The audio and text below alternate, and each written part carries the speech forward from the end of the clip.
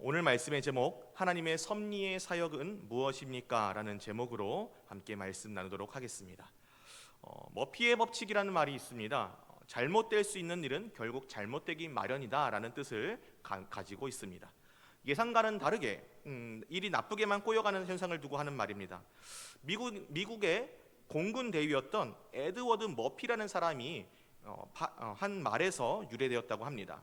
원래 발언의 취지는 사고는 언제든지 일어날 수 있으니까 우리가 안전에 좀 더 유의하자라는 그런 말이었는데, 그런 취지와는 다르게 재수가 없으면 뒤로 넘어져도 코가 깨진다는 식의 속담과 비슷한 용도로 쓰이게 되었다고 합니다.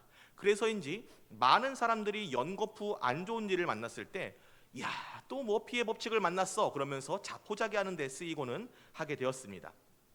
반대로 이상하게 승승장구하고 생각한 것마다 이루어지고 내가 생각하지 않은 것도 잘 되어서 이상하다 싶은 것들을 표현하는 말이 있습니다. 이것은 바로 셀리의 법칙이라고 합니다.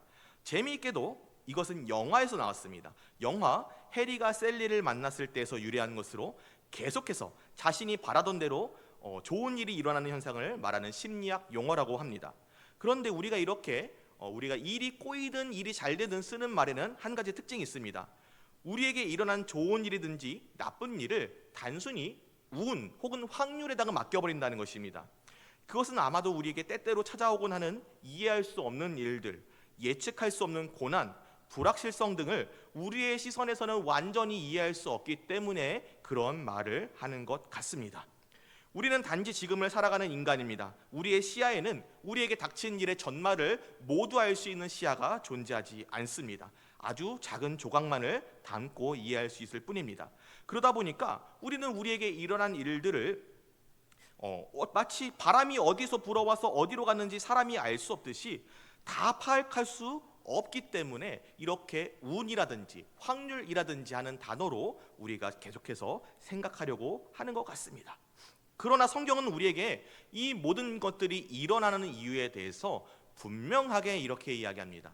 하나님의 섭리 가운데 일어난 일이라고요. 하나님께서 작정하신 계획 안에서 하나님의 뜻에 따라 하나님의 섭리하심에 따라서 일어난다고 분명히 말씀하십니다.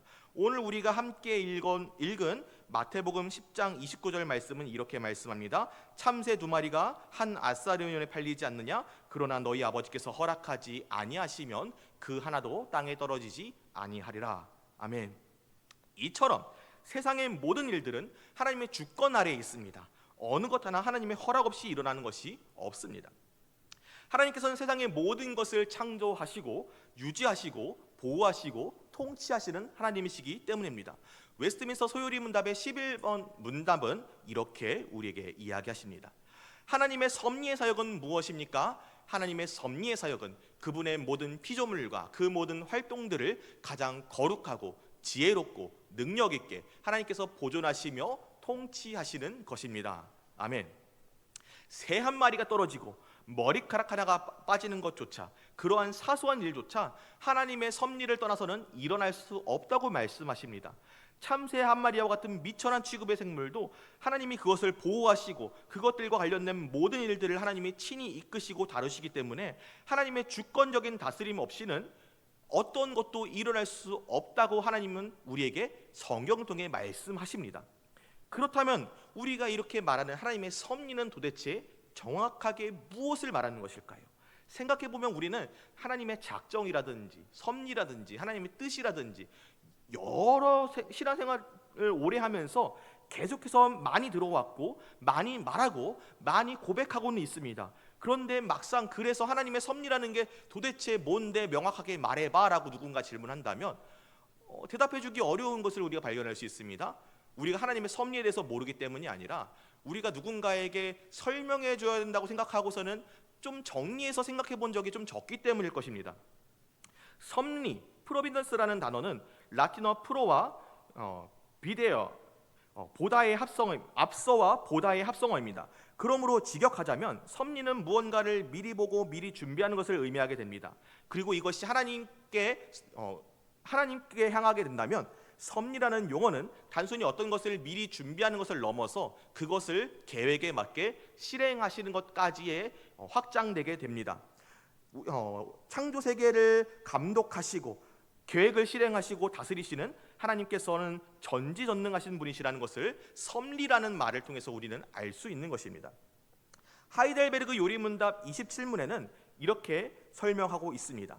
하나님의 전능하며 항존적인 권능입니다. 하나님은 이 권능으로 마치 자신의 손으로 하는 것처럼 하늘과 땅과 모든 피조물을 계속 지탱하십니다. 그리고 그분은 나뭇잎과 풀과 비와 가뭄과 풍년과 흉년과 먹을 것과 마실 것과 건강과 병과 부와 가난과 그의 모든 것을 우연이 아니라 하나님의 자애로운 아버지 같은 손을 통해 우리에게 일어나는 방식으로 모든 것을 통치하십니다.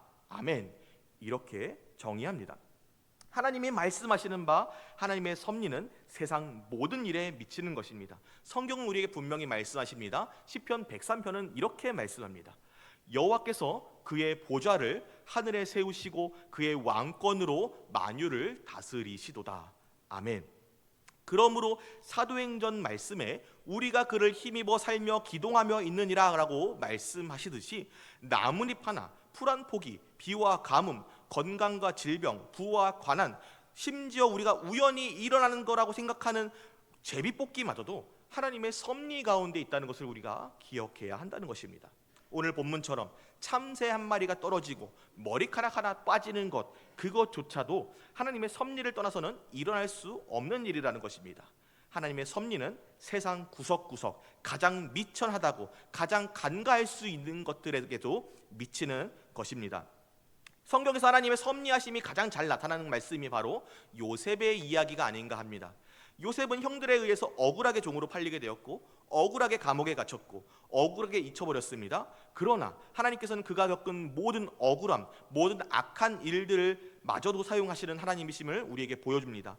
많은 사람의 생명을 살리시는 하나님의 뜻을 이루시고 이스라엘을 큰 민족이 될 때까지 보호하시는데 하나님께서는 사람의 악한 행위를 통해서도 하나님의 선하시고 기뻐하시고 온전하신 뜻을 이루시는 것을 보여주신 것입니다. 하나님의 섭리에는 두 가지 중요한 형태가 있습니다. 첫째는 보통 섭리라고 합니다. 이는 하나님께서 만물을 보존하시고 만물 안에서 이미 세우신 자연 법칙을 따라 작동시키시며 하나님의 영광을 위하여 왕으로서 통치하시는 일반적인 방법을 의미합니다. 우리는 대부분의 경우 자연의 질서 혹은 보통 섭리 안에서 하나님의 일하심을 경험하고는 합니다. 인간의 가장 자유로운 행위조차 하나님의 섭리 안에 있습니다. 심지어 악인의 악행조차도 하나님의 선한 목적을 이루는 데 사용된다고 우리는 고백합니다.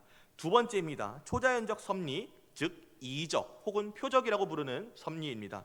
이는 자연 법칙을 경유하지 않고 일어나는 하나님의 직접적인 행사를 의미합니다. 보통 섭리가 자연 법칙을 통해서 일어나는 것이라면 이적 혹은 우리가 기적이라고 부르는 것들은 하나님께서 직접적으로 법칙을 초월하는 특별한 개입을 의미하는 것입니다.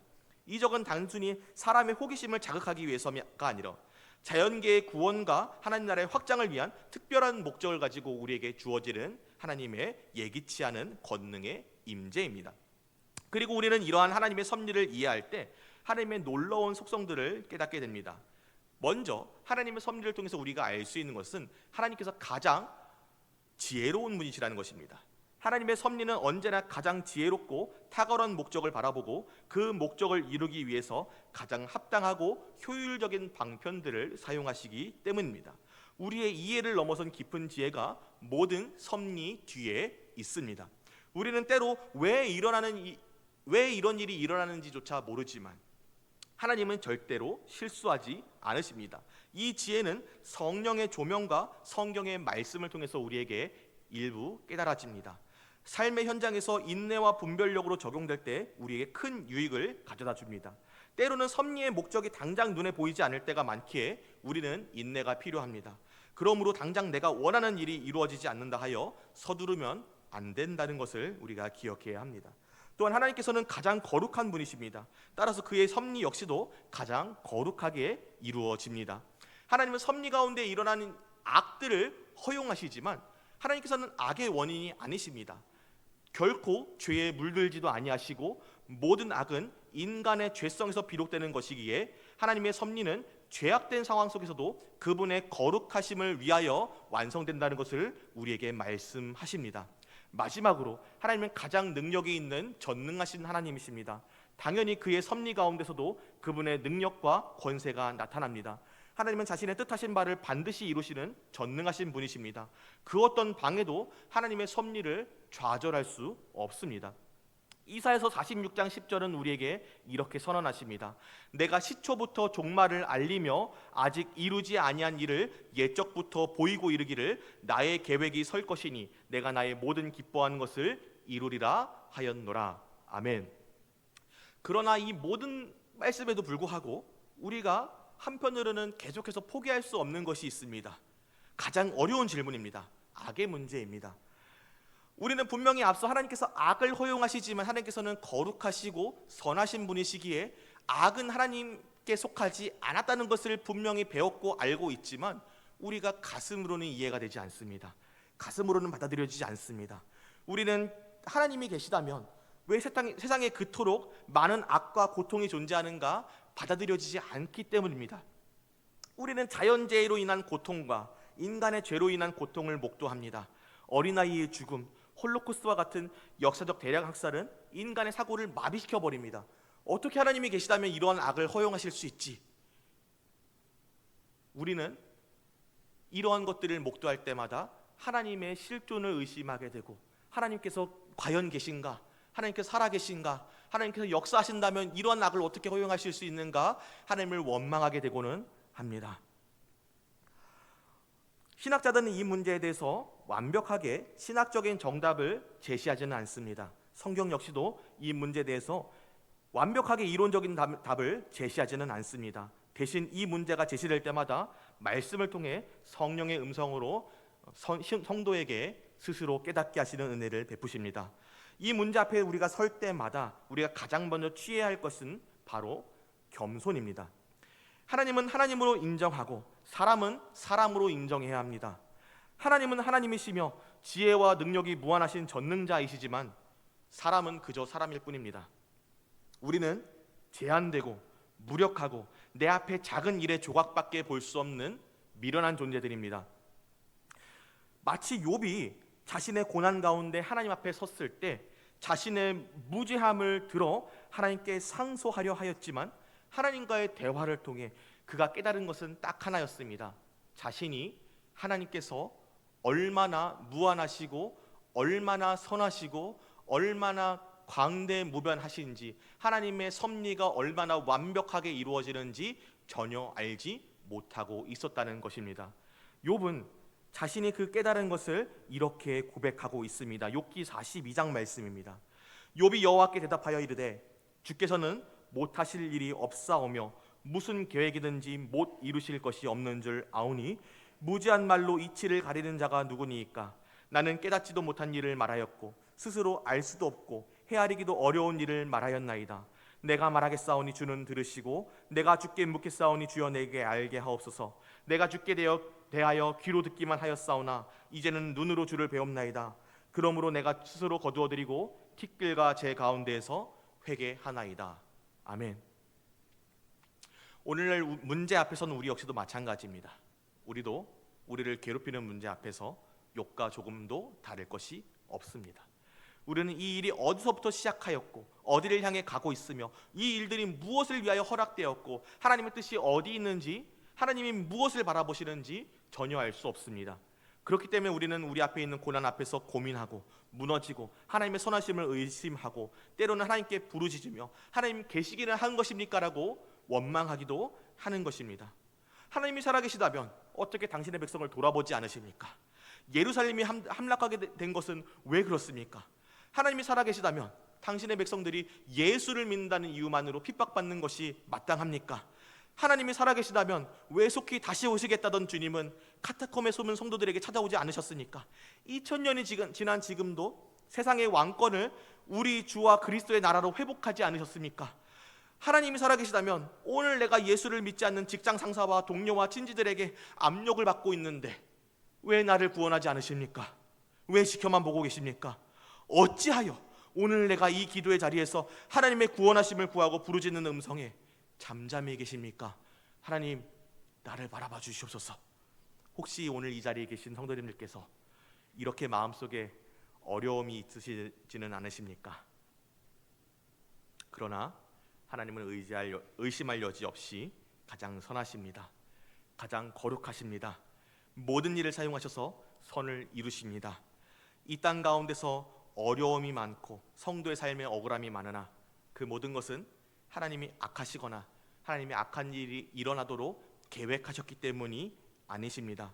인간의 행동 가운데 드러난 모든 악의 문제는 결국 하나님의 창조 질서를 왜곡하는 인간의 죄성과 자유의 오용에서 드러난 것이지, 하나님께서 그 모든 일을 허용하시고 그 모든 일을 이용하셔서 하나님의 선한 계획을 이루신다고 하여서 우리의 죄가 하나님께 원인이 있게 되는 것이 아니기 때문입니다. 오늘 나에게 찾아온 이 고난, 어려움, 이유를 알 수 없는 핍박으로 울부짖는 성도의 기도를 하나님께서는 결코 외면하지 않으십니다. 모두 응답하신다는 것을 우리가 믿고 의지하기를 소망합니다. 이 땅에 들어와 복음을 위하여 순교하신 수많은 선교사님들 역시 하나님의 선하신 섭리를 믿었던 분들이었습니다. 아니, 정정하겠습니다. 그 하나님의 섭리를 믿지 않았다면 결코 그렇게 행동할 수 없으셨던 분들입니다. 조선의 복음화를 위해서 뜨거운 가슴으로 제너럴 셔먼호를 탔지만 결국에는 예수 믿으시오 한마디조차 하지 못하고 순교당해야 했던 로버트 저메인 토마스 선교사님을 우리는 기억합니다. 목숨을 바쳐서까지 조선의 아프고 병든 자들에게 예수 그리스도의 사랑을 전하기 위해서 애쓰던, 아들 한 사람을 제외한 모든 일가족이 순교했던 윌리엄 제임스 홀 선교사님과 로데타 셔우드 홀 선교사님 내외 가정, 또 가장 효과적인 조선 선교를 위해서 선교지 분할 정책의 사령탑이 되어서 과로사를 할 때까지 쉬지 않고 조선을 위해서 순교하는 마음으로 헌신하셨던 언더우드 선교사님과 아펜젤러 선교사님 등등 수많은 선교사들이 자신의 인생을 불태워 이 땅에서 불합리하고 억울한 일들 가운데 온전히 하나님의 섭리를 신뢰하며 조선의 복음화를 위해, 그로 인한 하나님의 영광을 위해 목숨을 바친 일을 우리는 기억해야 할 것입니다. 하나님께서는 과연 그들의 믿음, 그들의 목숨, 그들이 겪은 억울하고 비합리적인 일들을 그저 땅에 쏟아버리지 않으셨습니다. 결과적으로 억울하게 예수 믿으시오 한마디도 전해보지 못하고 목숨을 잃은 토마스 선교사의 죽음은 헛되지 않았습니다. 그가 죽기 전에 던진 몇 권의 한문 성경이 이 땅에 복음의 씨앗을 뿌렸기 때문입니다. 심지어 그가 목숨을 잃게 된 그 강가에서 그를 죽인 사람 박충식이라는 사람이 그 한문 성경을 가지고 가서 교회의 장로가 되었고, 이 땅을 위한 복음의 일꾼들로, 그의 가족은 이 땅의 복음의 명문가로 세워져서 이 땅의 복음화에 앞장서게 되었기 때문입니다. 하나님은 이렇게 로버트 저메인 토마스 선교사의 죽음을 사용하셔서 조선을 살리사 그의 죽음을 통해 영광을 받으셨습니다. 또 아들 한 사람을 제외하고 모두가 조선에서 병으로 죽게 되었던 홀 선교사 일가는 어떻습니까? 평양의 복음의 문을 열기 위하여 역병이 도는 것을 알고도 청일전쟁 당시에 의료 선교를 하다가 감염되어 죽은 제임스 홀은 너무나도 허망하게 죽은 것 같지만 그 죽음은 허망하지 않았습니다. 또 남편을 잃은 후 딸마저도 이 땅에서 이질로 잃었지만 여전히 조선을 사랑했던 셔우드 홀 여사는 또 어떻습니까? 그도 이 땅에서 순교했지만 그의 죽음 역시 헛되지 않았습니다. 아버지뿐만 아니라 어머니와 여동생마저도 조선에서 잃었지만 여전히 조선을 사랑했던 셔우드 홀 선교사는 어떻습니까? 그는 이 땅에서 많은 사람을 괴롭히는 결핵을 몰아내기 위해서 애쓰다가 결국에는 크리스마스 실을 개발하여 그 자금을 가지고 이 땅에서 결핵을 몰아낸 데 사용되었습니다. 하나님은 홀 일가의 충성을 통해서 이 땅 가운데 조선 최초의 여자 의사를 발굴하게 하시고 맹인을 위한 최초의 시설을 만들고 결핵을 이 땅에서 몰아내는 데 사용하시는 등 그들의 죽음을 결코 헛되게 하지 않으셨습니다. 영광 받으시고 조선을 살리셨습니다. 아펜젤러와 언더우드 선교사의 이야기는 더욱더 말할 것도 없을 것입니다. 두 선교사는 여러 교단의 선교사님들이 서로 경쟁하다가 힘을 낭비하여 조선이 복음화되지 못하는 것을 두려워하였습니다. 그리하여서 치밀하게 서로 연합하여서 각 교단별로 담당할 지역을 나누고 사령탑이 되어서 성경을 번역하고 복음이 조금이라도 더 확고하게 이 땅에 뿌리내게 하기 위하여 사령탑으로서 헌신하였습니다.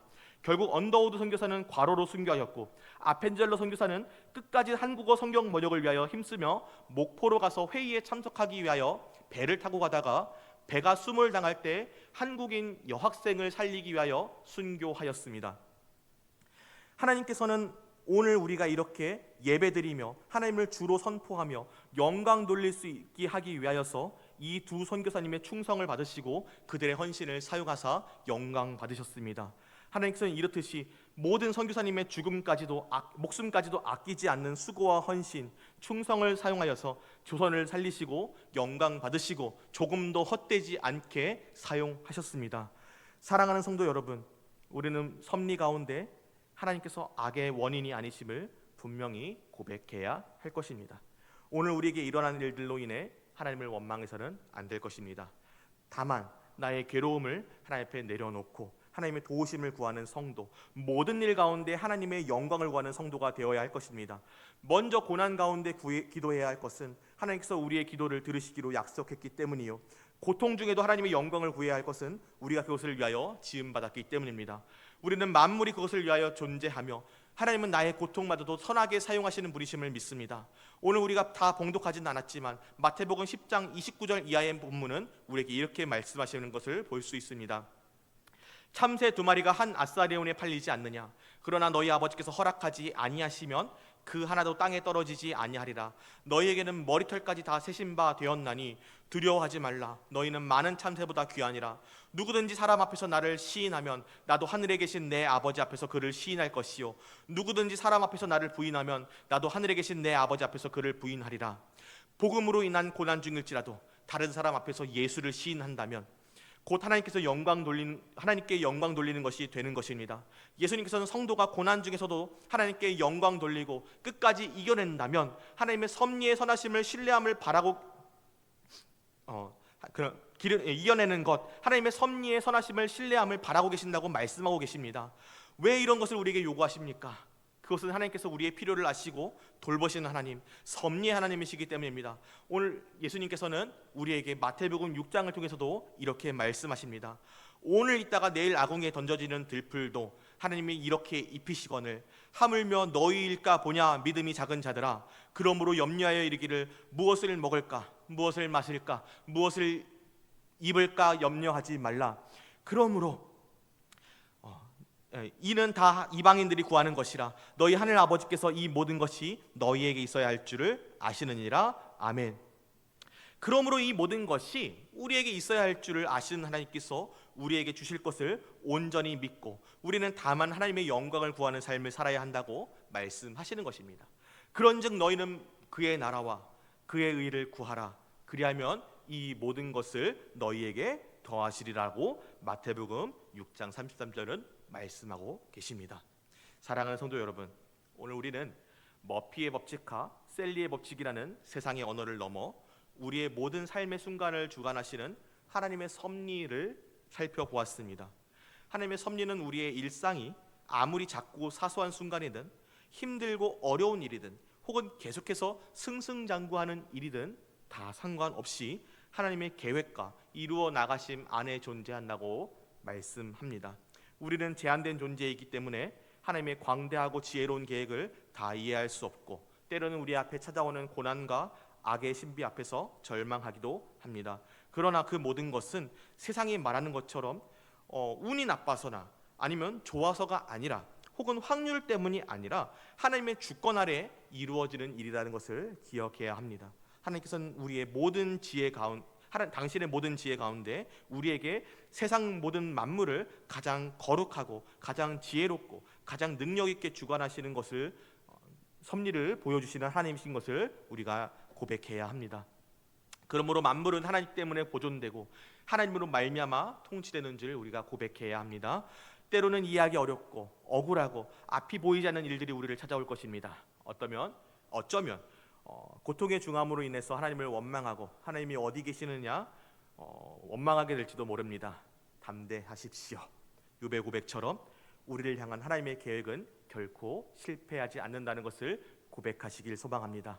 우리의 고통마저도 선하게 사용하시는 하나님이 주의 뜻대로 이루어지이다 고백하며 하나님께 영광 돌리는 성도에게 우리의 필요한 것들을 채워주실 줄 믿습니다. 그러나 우리가 한편으로는 분명하게 기억해야 되는 것이 있습니다. 그것은 바로 우리의 스스로 지은 죄에 대한 것입니다. 때때로 우리는 부끄럽게도 스스로 죄를 지어놓고 하나님의 섭리를 탓하고는 하게 되기 때문입니다. 하나님의 섭리는 가장 선하실 뿐만 아니라 가장 거룩하십니다.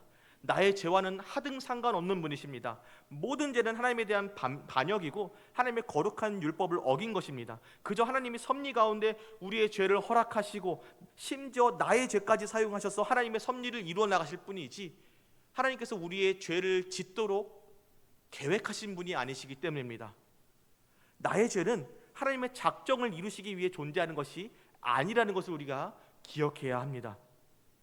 가룟 유다가 예수님을 배반한 것이, 그래서 예수님께서 십자가에 죽으시고 부활하셨다는 것이 그가 하나님의 작정을 이룬 것이 결코 될 수 없는 것처럼 우리의 죄 역시도 우리의 죄가 비록 사용되어서 하나님의 작정을 이루시는 데 사용되었다 한들 우리의 죄는 하나님의 작정을 이루시기 위해 계획된 것이 아니라는 것을 우리는 고백하고 인정하고 하나님 앞에 회개해야 할 것입니다. 마땅히 우리 죄로 인하여 회개하고 회개에 합당한 열매를 맺도록 우리가 노력해야 할 것입니다. 다만 우리는 하나님을 신뢰함으로 우리 안에 있는 염려를 극복하고 하나님께서 가장 하찮은 피조물까지도 돌보신다는 것을 인정하며 하나님의 형상으로 지음받은 우리, 하나님의 자녀된 우리를 돌보시지 않을 리 없다는 것을 인정하며 세상의 것을 쫓는 이방인들과 같은 그런 하찮은 염려를 버리고 하나님의 나라와 하나님의 뜻을 구하는 성도가 되어야 할 것입니다. 우리의 하늘 아버지는 우리의 모든 필요를 아시고 우리를 지키시고 우리를 보호하시는 분이심을 인정해야 합니다. 사랑하는 성도 여러분, 하나님의 주권 앞에 우리가 오늘 겸손하고 즐거운 마음으로 순종하는 백성들 되길 소망합니다. 욥이 고난 속에서 자신의 무지함을 깨닫고 회개했듯이 우리는 자신의 한계를 인정하고 하나님을 하나님으로 인정해야 합니다. 하나님의 주권을 대하는 우리의 바른 태도는 즐거운 마음과 경배하는 자세입니다. 하나님의 주권에 기꺼이 순종하는 자세입니다. 모든 것을 아시고 다스리시는 하나님을 신뢰하며 그분의 뜻에 기꺼이 복종할 때 하나님께서 우리에게 참된 평안과 자유를 경험하게 하실 것입니다. 그 섭리 안에서 우리가 참으로 복된 평안과 소망을 누리시기를 우리 주님의 이름으로 축복합니다.